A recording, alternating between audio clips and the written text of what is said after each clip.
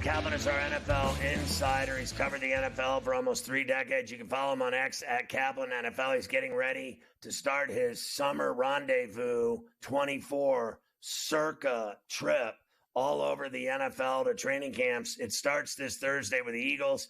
And then tell me the rest of the stops again. I know you got a big plan for Los Angeles, multiple teams you're going to be doing stuff from.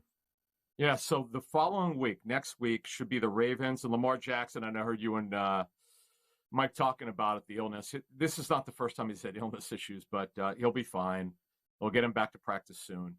But I'll be with the Ravens and the Giants next week. The new-look Giants, by the way, certainly with Neighbors, the receiver, and a new defense coordinator in Shane Bowen comes over from the Titans. And then the next weekend, I will be in Los Angeles. Look forward to that.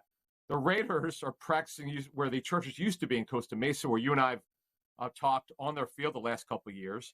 I'll see the Saints at UC Irvine, where the Rams used to be. And then I'll be with the Chargers at the Bowl in El Segundo, where they're going to host the Rams for a joint practice. So they have their new Bolt facility, and it's state-of-the-art. I've already seen it, at least a little bit of it. It looks crazy cool. It does. It's near LAX, and it's about time because when you and I would do segments on Coast to Coast from Costa Mesa, from Jack Hammett Park, they're basically soccer fields, which have been converted to football fields. It's fine, but you want to own your own situation, and they do now. This is where they do everything, training camp, and all the regular season practices, and hopefully for them playoffs there. With Jim Harbaugh, a new beginning with the Chargers, absolutely. That's going to be fabulous. All right, today we're looking at the NFC East, Adam's favorite division, because he is on the take for the Philadelphia Eagles, and he starts his tour Thursday, of course, with the said Eagles, and they are where now? Are they the favorites here? Yeah, well, hold on. First of all, and it is a true fact. It seems absurd.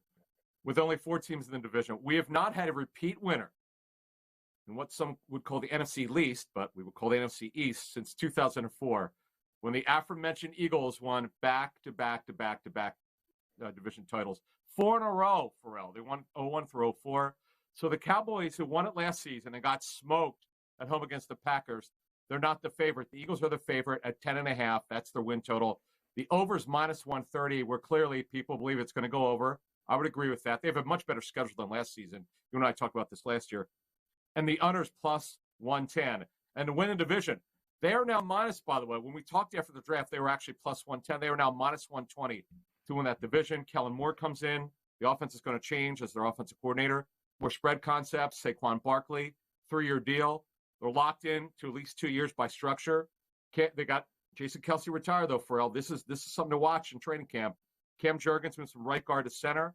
Tyler Steen, who was a tackle at Alabama, is going to play right guard. Vic Fangio, they were running a scheme before he got to Philly. Now he's the new defensive coordinator here. He's going to be around a while. Well, Dallas is at 9.5 wins. Yep. They still, to me, are a team that wins a lot of games except playoff games. Exactly. Exactly. In fact, that choke last year, man. I remember you and I, 3 years ago, we were on the Niners when everyone else was on the Cowboys. We're like, nope, Niners match up against them. Niners went outright in the playoffs at Dallas. Something seems to happen to Mike McCarthy, who, by the way, is on the final year of his deal. He's got a 5-year deal. Their win total is 9.5. Now, the over, I like the over here at minus 165. They're going to be somewhere around 10 or 11. The under's plus 130 to win that division, plus 150. Look, and they're trying to get CeeDee Lamb's deal done, okay? They know what this one's got to look like. 4 years, $140 million. That's the Justin Jefferson deal. That's the deal that Lamb's going to want. Now, that full guarantee at signing is phenomenal. You got a better deal than most people thought. $88 million, just over $88 million of the 110 in guarantees, fully guaranteed at signing. That's a great deal. So they're trying to get that deal done. By the time everybody reports on Wednesday and the first practice is on Thursday, and by the way, that's in Oxnard, California, they're going to have a new center. They're going to have a new left tackle. Tyron Smith signs with the Jets. And Mike Zimmer. Now, Mike Zimmer, runs that old school 43 front. Looking forward to see how Zimmer brings us in there. And it's going to be different from Dan Quinn's defense. But bottom line is a ton of pressure on this coaching staff to not only win the division, but to go farther. When are they going to take the Dak Prescott negotiations to a serious level? Well, that one, if it gets done, is going to look at 57 to 60 million per season. It's going to eclipse every deal that's ever been done at quarterback. These deals are a little bit more complex. It's not easy to get these deals done. It takes more time. They've had their conversations with Todd France's agent, but it's going to take some time here. CeeDee Lamb deal to me is a little bit up first because they know exactly what it needs to look like, and so does CeeDee's representative. So that one to me, I'm expecting a big push to get that deal done by the time the players report. And by the way, remember, Lamb missed their entire offseason program. So the fines, look, you can't rescind fines if the guy doesn't show up.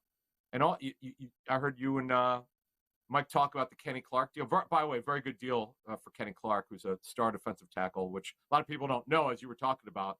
It's kind of a guy that doesn't make a lot of headlines, just a very good player. But the big one there for Green Bay is Jordan Love, and they're trying to get that deal done. And what a season he had in Green Bay. Will Love make the money that Dak Prescott's going to make? No. Dak has done it for many, many years. He is talking to the Cowboys about him. He's an absolute team leader. He's their guy. Now, with the Packers, remember now, Jordan Love's done it for one season. That's why he can't ask for that type of money. But you're looking at somewhere around $52 million a year. That very reasonable to ask for what Jared Goff got. I know Love's only done it for 1 year, but it was spectacular. And Scott, it's not just what you did. When clubs and agents talk, it's about what we think you could do in the future. That's the way you look at Jordan Love. And remember now, he was handpicked for them to replace Aaron Rodgers, and he is their guy going forward. Well, obviously, and I think that's why those numbers are going to be relatively close to Prescott's, because a lot of people think this guy's going to be a superstar in the NFL and bigger than everybody else down the road here in the next couple of years, that he's going to be Mahomes level, and he's going to be ahead of Dak Prescott. So that's why I asked how close the number would be. I think he's going to get an enormous amount of money. I'd be stunned if he got like 55 to 57 million. And by the way, one thing I should explain when you talk Packers contracts, they don't do contracts like other teams. Major signing bonus, 1 year fully guaranteed money, and they don't future guarantee contracts. They don't go year 2, 3, 4, and 5 in guarantees. They do it a little differently. So it's not going to look like some of these other deals, but the average per season will be huge. I would agree with you there. All right, what about the Commanders? Yeah, so look, it's Dan Quinn. He comes in there. That's one of the teams that a lot of people are pointing to be a surprise team. They're total of only 6.5, by the way, minus 125. Jaden Daniels is a guy a lot of people think would be offensive rookie of the year. I'd agree with that one. The under's plus 105. I think it's going over. To win the division, plus 1,100. I don't see that happening. Cliff Kingsbury, by the way, almost the Eagles' offense coordinator. They wanted him. It didn't work out. The Raiders tried to bring him in. It didn't work out. They're going to run a lot of spread concepts. The defense under Dan Quinn, very aggressive with his 43 front. They're going to be better. They're going to be better than 6.5. That I assure you. And what about the New York Football Giants? Yeah, and they're another team, 6.5. The over, by the way, is plus 115, so nobody thinks it's going over. And they're in a rebuild here. I don't know how they made the playoffs 2 years ago. The under is minus 140, where I like it, by the way. To win the division, plus 1,400. 3 new starters on the offensive line. The guarantee in Daniel Jones' contract was untradeable, fully guaranteed $30 million. He's going to be their quarterback this season. And they're running a new defensive scheme under Shane Bowen, who came over from the Titans. He's going to run his version of Mike Vrabel's defense at 34 front. It's going to be different. It's not going to be blitz happy. More disguise on the back end. But they're sort of in a rebuild here. They're not making the playoffs. Forget it for the Giants. But you know what? I like Neighbors, that rookie. He's going to be terrific at wide receiver.